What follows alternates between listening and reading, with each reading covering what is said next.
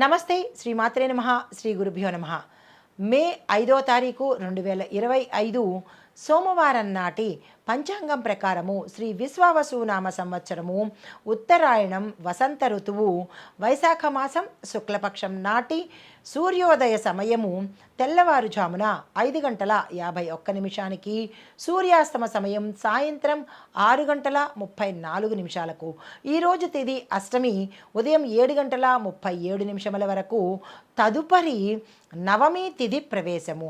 నక్షత్రము ఆశ్లేష నక్షత్రం మధ్యాహ్నం 2:02 వరకు. తదుపరి మఖా నక్షత్ర ప్రవేశము.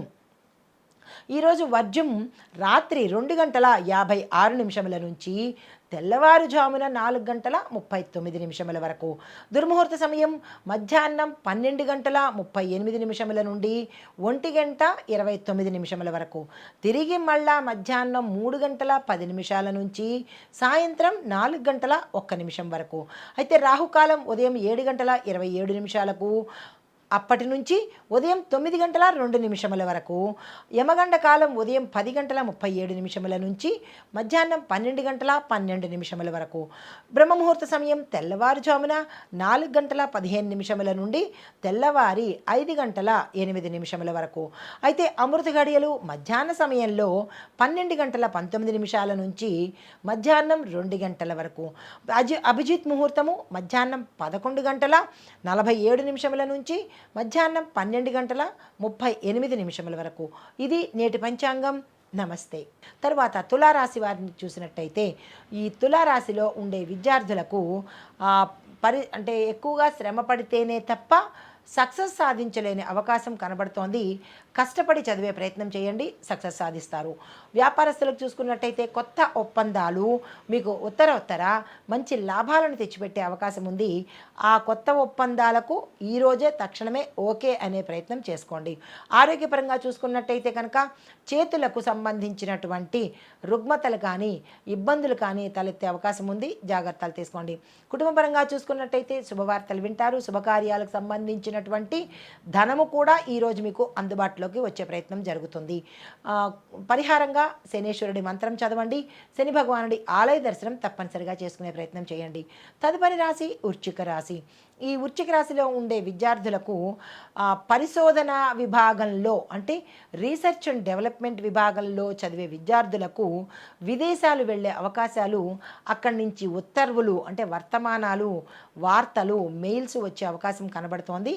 దానికి తగిన ప్రణాళికలు వేసుకోండి. అయితే వ్యాపారస్తులకు చూసుకున్నట్టయితే లాభదాయకమైన ఒప్పందాలు జరుగుతాయి.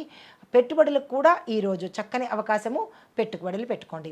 ఆరోగ్యపరంగా చూసుకున్నట్టయితే శ్వాసకు సంబంధించి, లంగ్స్కి సంబంధించి, త్రోట్కి సంబంధించి కొన్ని రుగ్మతలు వచ్చే అవకాశం కనబడుతోంది. సమస్యలు కూడా తీవ్రంగా ఉండబోతున్నాయి, జాగ్రత్తలు తీసుకోండి. కుటుంబపరంగా చూసుకున్నట్టయితే కనుక సోదర సోదరులతోనూ, అన్నదమ్ములతోనూ, అక్క చెల్లెలతోనూ మాట వచ్చి విడిపోయే పరిస్థితికి దారితీస్తోంది. జాగ్రత్తగా మాటను వాడుకోండి. సామరస్యంగా సర్దుబాటు చేసుకునే ప్రయత్నమే ఈరోజు చేసుకోండి. మీకు చెప్పదగిన పరిహారము శివాలయంలో శివుడికి అర్చన మీ పేరిట చేయించుకోండి. అభిషేకమైన అర్చనైనా మీ పేరిట చేయించుకునే ప్రయత్నం ఈరోజు చేసుకోండి. తదుపరి రాశి ధనస్సు రాశి. ఈ ధనస్సు రాశిలో ఉండే విద్యార్థులకు చూసుకున్నట్టయితే ఉన్నత విద్య కోసము విదేశాలు వెళ్ళే అవకాశాలు చాలా ఎక్కువగా కనబడుతున్నాయి. ఆ ప్రయత్నం చేసే వాళ్ళు ఎవరైనా ఉంటే కనుక ఈ రోజున ఓంకారంగా అంటే శుభప్రదంగా తీసుకుని ఆ ప్రయత్నాలు తప్పనిసరిగా తీసుకోండి.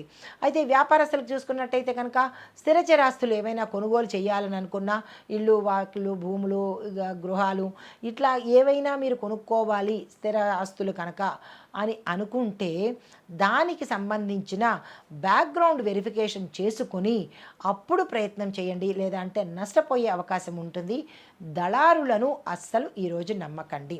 అయితే ఆరోగ్యపరంగా చూసుకున్నట్టయితే మోకాళ్ళకు సంబంధించి, కీళ్లకు సంబంధించినటువంటి ఇబ్బందులు లేదా అంటే సమస్యలు తల ఎత్తే అవకాశం ఉంది. డాక్టర్ దగ్గరికి వెళ్ళే ప్రయత్నం తప్పనిసరిగా చేసుకోండి. కుటుంబపరంగా చూసుకున్నట్టయితే కుటుంబంలో అన్యోన్యమైన వాతావరణమే ఉంది. శుభవార్తలు వింటారు. శుభకార్యాలకు సంబంధించినటువంటి శుభ వర్తమానాలు మీకు చేరే అవకాశం కనబడుతోంది. అయితే చెప్పదగిన పరిహారము గురు పూజ చేసుకోండి. గురు సంబంధిత ఆలయ దర్శనం తప్పనిసరిగా చేసుకోండి.